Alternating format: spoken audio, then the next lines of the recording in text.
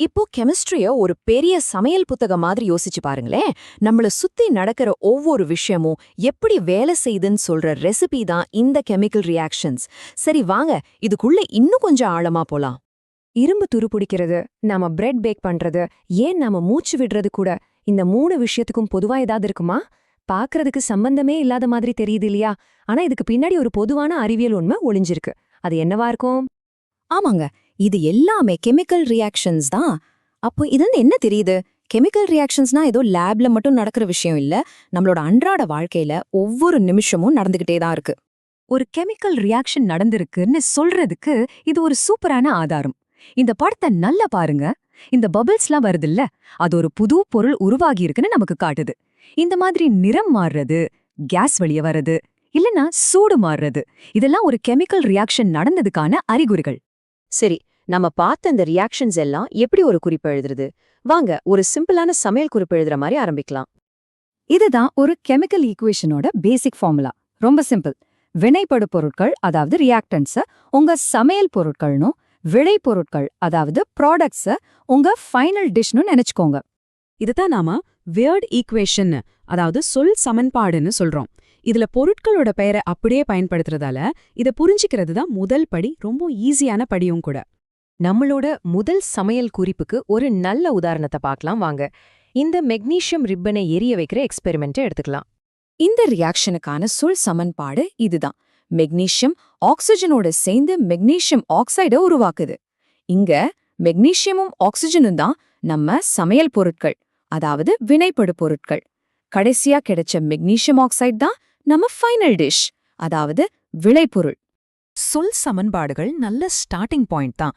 ஆனா சயின்டிஸ்டுகளுக்கு இன்னும் கொஞ்சம் துல்லியமான, உலகத்துல எல்லாரும் புரிஞ்சுக்கிற மாதிரி ஒரு மொழி தேவை. ஒரு ப்ரொஃபஷனல் ஷெஃப் யூஸ் பண்ற ஷார்ட் ஹேண்ட் மாதிரி. இந்த ஒப்பீட்டை பாருங்களேன். ஒரு பக்கம் நம்மளோட வார்த்தை செய்முறை, இன்னொரு பக்கம் கெமிஸ்ட்ரோட செய்முறை. சிம்பிள்ஸை யூஸ் பண்றப்போ அது எவ்ளோ சுருக்கமா கச்சிதமா இருக்குன்னு தெரியுதா? ஆனா இந்த புது ஷார்ட்டான ரெசிபில ஒரு சின்ன சிக்கல் இருக்குன்னு சொன்னா நம்புவீங்களா? ஆமா, இதுல ஒரு விஷயத்த நாம சரி பண்ண வேண்டியிருக்கு. அது என்னன்னு வாங்க பார்க்கலாம். இந்த பிரபஞ்ச சமையலறைக்குன்னு ஒரு முக்கியமான விதி இருக்கு. சொல்லப்போனா இதுதான் ரொம்ப ரொம்ப முக்கியமான விதி. எல்லா கெமிக்கல் ரியாக்ஷன்ஸும் இந்த விதியை மீறவே முடியாது. அதுதான் இந்த விதி, பொருண்மை அழியா விதி. சிம்பிளா சொல்லணும்னா, சமையல் செய்யும்போது நீங்க புதுசா எந்த பொருளையும் உருவாக்க முடியாது, இருக்கிற பொருளையும் காணாமாக்க முடியாது. அத வேற வேற விதமா மாத்தி அமைக்க மட்டும்தான் முடியும். யோசிச்சு பாருங்க, நீங்க கேக் செய்ய எவ்வளவு பொருட்கள் போடுறீங்களோ அந்த கேக்கோட எடை அதை விட அதிகமா இருக்காதில்ல? அதே கணக்குதான். இந்த விதியை டெஸ்ட் பண்ணி பார்க்கலாமா? இப்போ ஒரு கொஞ்சம் காம்ப்ளிகேட்டடான ரெசிபி எடுத்துக்கலாம். இந்த டேபிள பாத்தீங்கனாலே அந்த சிக்கல் என்னன்னு உங்களுக்கு புரியும். இடது பக்கம் பாருங்க. நம்ம சமையல் பொருட்கள்ல, அதாவது ரியாக்டன்ஸ்ல, ஒரே ஒரு இரும்பு அணு, ஒரே ஒரு ஆக்சிஜன் அணு தான் இருக்கு. ஆனா வலது பக்கம், அதாவது நமக்கு கிடைச்ச ஃபைனல் டிஷ்ல 3 இரும்பு அணுவும் 4 ஆக்சிஜனும் அணுவும் இருக்கு. அடடே, இது எப்படிங்க சாத்தியம்? இது அந்த விதியை மீக்கிற மாதிரி இல்லையா? இந்த மீற முடியாத விதியை நாம மதிக்கணும்னா நம்ம செய்முறையில இருக்கிற பொருட்களோட அளவை சரி செய்யணும். இந்த ப்ராசஸ்க்கு பேர் தான் பேலன்சிங், அதாவது சமன் செய்தல். சமன் செய்யறது பாக்குறதுக்கு கொஞ்சம் கஷ்டமா தெரியலாம், ஆனா இந்த சிம்பிளான ஸ்டெப்ஸை ஃபாலோ பண்ணா யார் வேணாலும் இதை ஈஸியா செய்யலாம். வாங்க, நம்ம சமன்பாட்டை பேலன்ஸ் பண்ண ஆரம்பிக்கலாம். வலது பக்கம், அதாவது விளைபொருட்கள்ல 4 ஆக்சிஜன் அணு இருக்கு. ஆனா இடது பக்கம் வினைப்படு பொருட்கள்ல H2Oல ஒன்னே ஒன்னு தான் இருக்கு.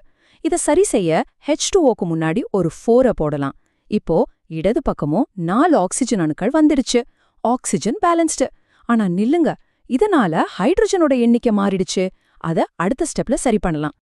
அடுத்து ஹைட்ரஜன். இடது பக்கம் இப்போ 4 பெருக்கல் 2, மொத்தம் 8 ஹைட்ரஜன் அணு இருக்கு.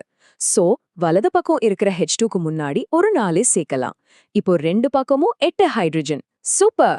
கடைசியா இரும்பு.